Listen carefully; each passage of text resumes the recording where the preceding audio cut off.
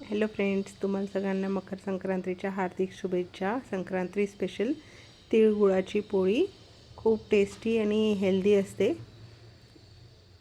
आणि पूर्ण व्हिडिओ बघितलात तर तुम्हाला ट्रिक्स, टिप्स आणि खूप चांगली माहिती मिळेल। पूर्ण व्हिडिओ बघा, तुम्हाला कळेल।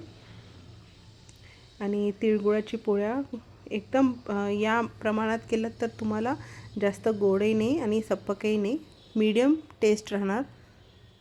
आणि गुळाचं प्रमाण पण मी खूप कमी घेतलेलं आहे, नॉर्मल। जास्त गोड तुम्हाला आवडत असेल गोड तर तुम्ही जास्त घेऊ शकता। मी सांगितलेल्याप्रमाणे तुम्ही केलात तर एकदम चविष्ट आणि टेस्टी बनतात।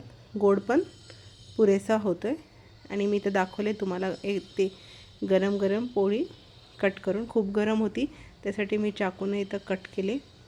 आणि मध्येपर्यंत बघा तुम्ही चांगलं मसाला त्याचं तिळगुळाचं चांगलं सगळीकडे स्प्रेड झालं, तुम्ही बघू शकता। पूर्ण खूप गरम होती पोळी।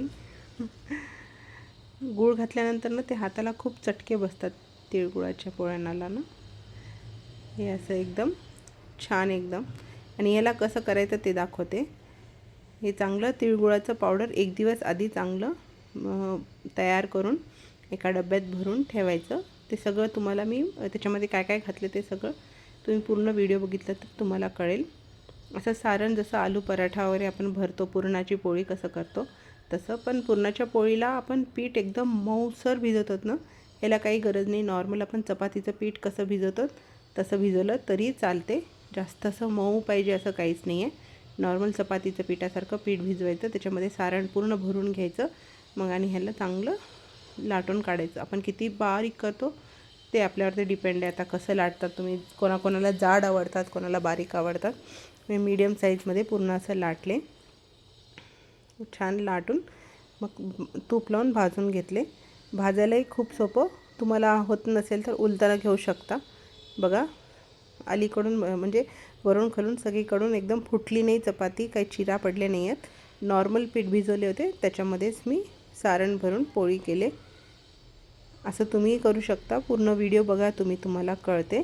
मग त्याच्यामध्ये चांगलं असं भाजून घ्यायचं तूप लावून। मी मुलांना या थंडीच्या दिवसात रोज एक दिलात तरी खूप हेल्दी राहते तिळगुळाची पोळ्या। इथं मी दुसरी पण पोळी सेम तसंच केलेलं आहे सारण भरून। मी तुम्हाला अजून एक इथं पोळी लाटून दाखवते, तुम्हाला अंदाजा कळेल। मग जास्त प्रेशर पण नाही द्यायचं, नॉर्मल आपण चपाती कसं लाटतो तसंच चांगलं लाटून करून घ्यायचं। खूप सोपी आहे, मला तर पुरणाच्या पोळीपेक्षा तिळगुळाची पोळी खूप सोपी वाटते आणि टेस्ट पण खूप छान आहे। तीळ आणि गूळ तर खायलाच पाहिजे आणि खरंच खूप सोपी आहे, तुम्ही एकदा करून बघा, तुम्हाला कळेल। असे मी 3-4 चपात्या करून घेतल्या। आणि ह्याला काय काय लागते सारण आपण ते बघूया। इथं तिळाला मी चांगलं 1 वाटी तीळ घेतले आणि अर्धी वाटी शेंगदाणे आणि 7-8 विलायची। ह्या सगळ्यांना हळूहळू भाजून घ्यायचं। तिळ्या भाजून मी वेगळे ठेवले, मग शेंगदाणे भाजून घेतले, त्याला वेगळं ठेवलं, त्याचे सालपटं सगळे काढले मी। आणि तुम्हाला याच्यामध्ये टिप आणि ट्रिक पण दाखवले, ते बघू शकता तुम्ही। शेंगदाण्याचं पील काढणं खूप अवघड असते ना, म्हणजे खूप कचरा होते त्याचं सगळं। आता ह्याच्यामध्ये आपण हे घालूत, मी काय ऑलरेडी तीळ आणि शेंगदाणे एकदा मिक्सी केले, त्याच्यामध्ये गूळ घातले 1 वाटी। काळं गूळ घातला तर खूप चांगलं होते, नाहीतरी नॉर्मल गूळ आजकाल जे बाजारात मिळेल ते घेऊ शकता। असं चांगलं मिक्सी करून घ्यायचं आणि ह्याला मळून घ्यायचं। पाणी तेल काहीही घालायची गरज नाही, चांगलं मळायचं। त्याच्याने ऑटोमॅटिक ते एक बाइंडिंगसारखं एक पकडून राहतं। असं एक चांगलं एक लाडूसारखं आपण एक करून एका डब्यात गच्च दाबून ठेवायचं।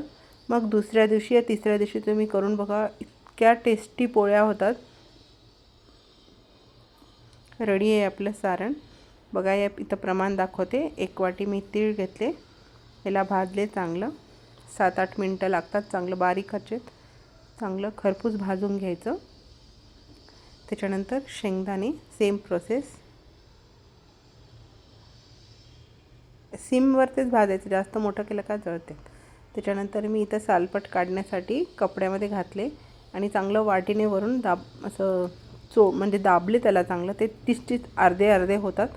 मग त्या कपड्यामध्येच मी ते आपण पकोडे वगैरे चल्याची छन्नी असते ना, त्याच्यानेच चांगलं मी त्याचे सगळे साली काढून घेतले, सालपट त्याचं. त्याच्याने ट्रिक इतकं सोपं आहे हे, जास्त कचरा होत नाही, काय नाही. लगे घेतलं, डस्टबिनमध्ये घातले. त्याच्यानंतर विलायची आवडत नसेल तर स्किप करा.